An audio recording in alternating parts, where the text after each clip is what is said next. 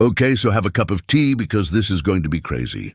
It all began with a persistent nagging sensation. You are aware of the type that clings to you and won't go away. Harry and Meghan's children, Archie and Lilibet Mountbatten Windsor, were at the focus of this sentiment. I'm not a big fan of royal rumours, but something about their story never seemed to fit. Apparently, I'm not the only one. Meghan, bless her Wonder Woman heart, gave birth to both children according to the official story that the palace fed us and that the media embraced. Archie was born in a bathtub, seemingly following 2 epidurals, and then he returned suddenly. Frogmore Cottage after 2 hours. 6th and 7th in line, respectively.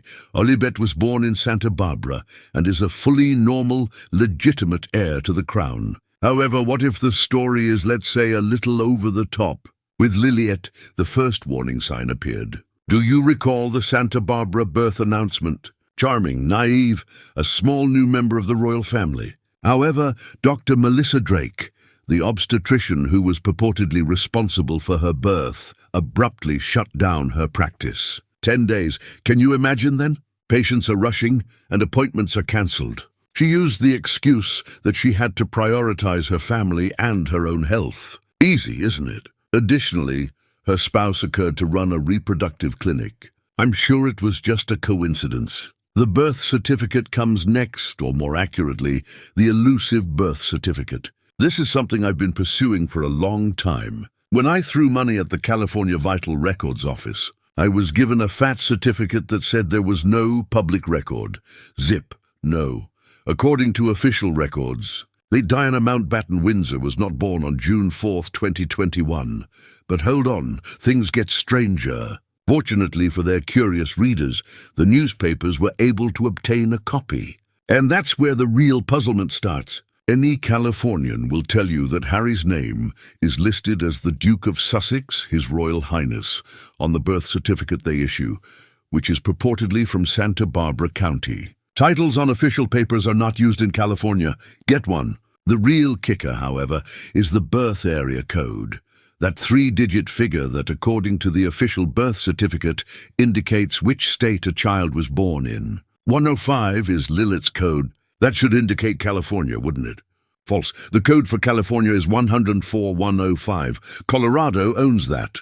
Colorado? What on earth is going on, Royal? I even made my own phone call to the California Vital Records office. I will never get back the 25 minutes and 45 seconds of my life. However, it was worthwhile. I asked them whether there was a county, a loophole, or even a remote chance that a youngster in California could have an area code of 105.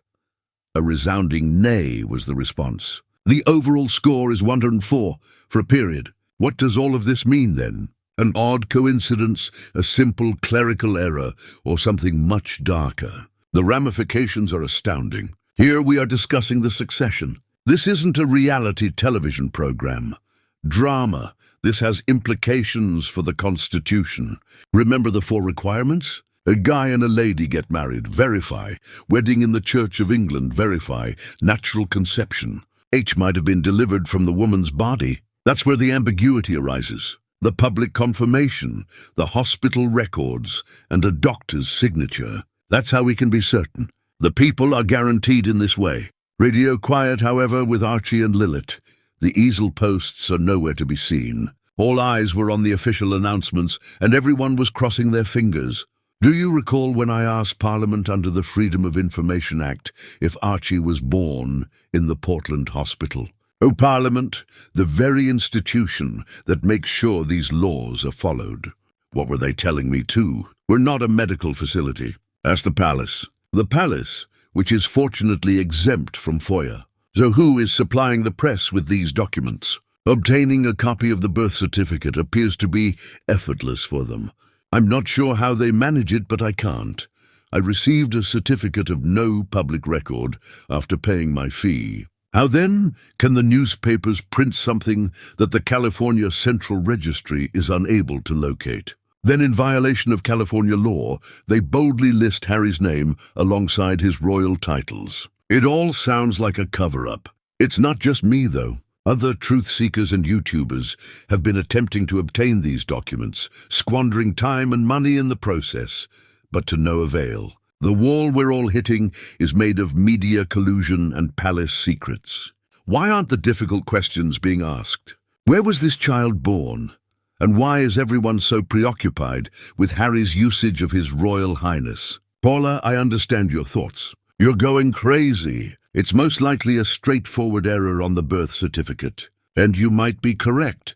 You may change an area code on a US birth certificate, according to the helpful woman at the Vital Records Office.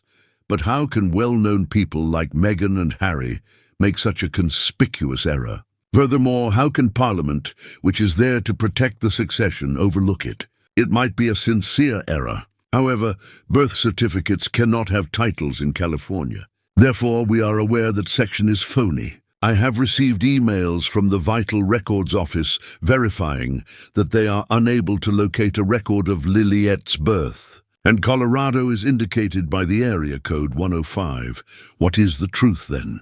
Is Lilibet a foster child? Did a surrogate give birth to her? Either way, there are just too many contradictions and unresolved issues. Without a full inquiry, she shouldn't be in the line of succession. This is a call to action for all of the scholars, journalists, and inquisitive people out there. Examine this. Look into it. Present your results. The truth must be known. Was California the place of birth for this child? Lilibet's position in the line of succession is illegitimate if the birth certificate contains false information, and it appears that they are healthy. The palace must be aware that they have the means, the contacts, and the authority to solve this. Do they conspire? Do they intentionally mislead the public? The public has a right to know if Lilibet was born through surrogacy or adoption. Hating Harry or Meghan is not the point of this.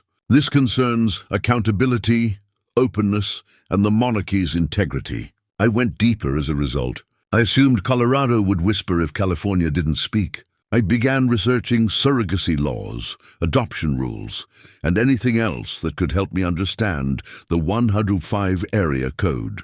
Even though Colorado is a beautiful place with mountains, I felt like I was following a ghost. I combed through news stories, court filings, and anything else that might link Lilibet to the Centennial State for hours on end. I grew increasingly certain that something was very wrong as I did more study. The birth certificate alone isn't enough. It's the quiet. Thus the overwhelming quiet from the palace and the media. Any unfavorable report concerning Meghan is immediately jumped on by them. But all of a sudden, they are silent about something this basic and significant. It enrages me. I even began researching the obstetrician who is said to have delivered Lyle, Dr. Melissa Drake. It appeared more and more strange that she had left her profession so suddenly. I mean, it's not typical to shut down a successful company with only 10 days' notice. I tried to reach her, but to no avail. Her website was gone, her office was closed, and she appeared to have disappeared. She seemed to have never been there. Then this insane thought came to me. What if there was no hospital where Lilibet was born? What if she was born at home on a remote Colorado ranch? It may seem improbable, but it would account for Dr. Drake's disappearance, the odd area code, and the absence of a birth certificate. Perhaps they wished to conceal the birth from the media's curious eyes. I began looking for opulent ranches in Colorado, locations where Harry and Meghan could have spent several months in hiding. Well, I discovered several gorgeous homes with wide grounds and breathtaking vistas. I could see them there, quiet and isolated, while they await the birth of their child. However, the birth certificate's inaccurate information is still unaccounted for, even if Lilibet was born in Colorado. Well, someone purposefully entered the incorrect location and area code. Why? What did they wish to conceal?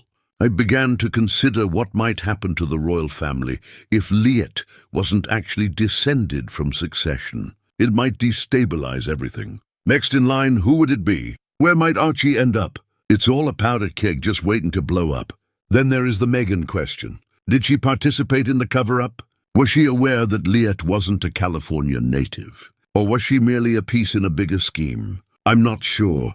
To be honest, I have lost any sense of what to believe. However, I'm certain that the public is entitled to the truth. We have a right to know Lilibet's birthplace, her parents, and whether she is actually descended from someone. There's more to this than royal rumors. It concerns the monarchy's future. I'm not going to let this go. Until I find the truth, I will continue to investigate and ask questions. Even if I'm only a small YouTuber, I have a voice and don't hesitate to utilize it. I'm determined to locate the truth, since it exists someplace. And I sincerely hope you'll accompany me on this adventure, as we can hold the palace responsible and demand the openness we are entitled to. It might determine the monarchy's future. We are entitled to. It might determine the monarchy's future.